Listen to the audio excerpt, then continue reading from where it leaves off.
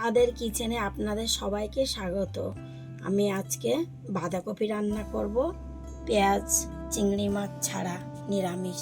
আপনারা তো পেঁয়াজ বাঁধাকপিতে দিয়ে খেয়েছেন, আর নিরামিষ রান্না করব। দেখুন, তার জন্য নিয়েছি বাঁধাকপি, আলু, সাদা তেল, কাঁচা লঙ্কা, বাদাম, পাঁচফোড়ন, আদা, চিনি, জিরে, হলুদ, লবণ। বাঁধাকপিটা কেটে নেব।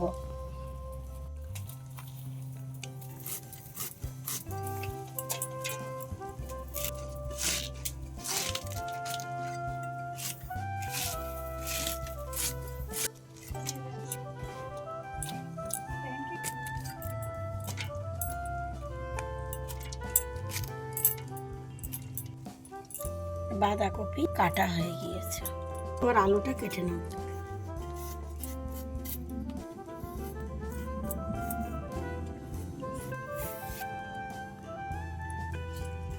বাঁধাকপি আলু তো এরকম ছোট ছোট করে কেটে নিতে হবে।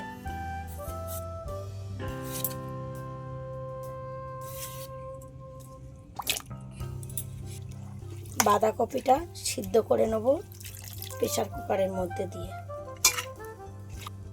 আলুটাও দিয়ে দেবো, কাঁচা লঙ্কাটাও দিয়ে দেবো, এর মধ্যে একটু লবণ ছড়িয়ে দেবো। 3টে ছিটে পড়বে।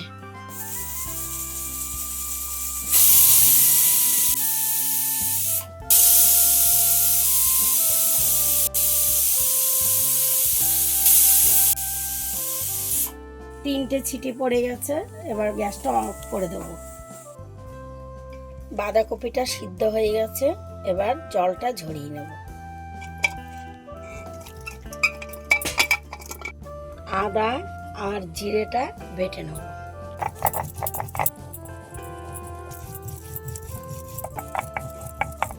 জিরে আর আদা বাটা হয়ে গিয়েছে, এবার বাদামগুলো বেটে নেব।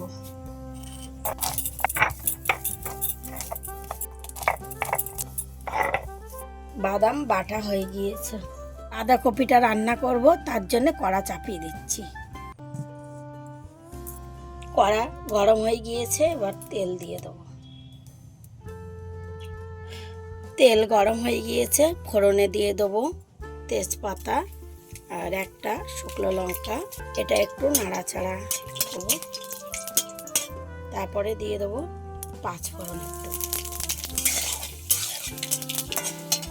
ফোড়নগুলো ভাজা হয়ে গিয়েছে, এবার জিরে বাটাটা দিয়ে দেবো, বাদাম বাটাটা দিয়ে দেবো, লবণ দিয়ে দেবো, একটু হলুদ দিয়ে দেবো। মশলাটা ভেজে নেব। বাঁধাকপিটা জল ঝরে গিয়েছে, এবার এতে দিয়ে দেবো।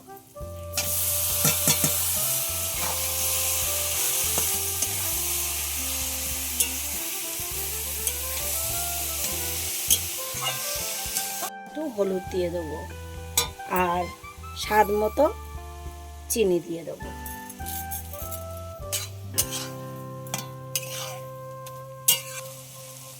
বাঁধাকপিটায় জল থাকে তো, জলটা শুকানো পর্যন্ত নাড়তে হবে। বাঁধাকপিটা হয়ে গিয়েছে, এবার গরম মশলা দিয়ে দেবো।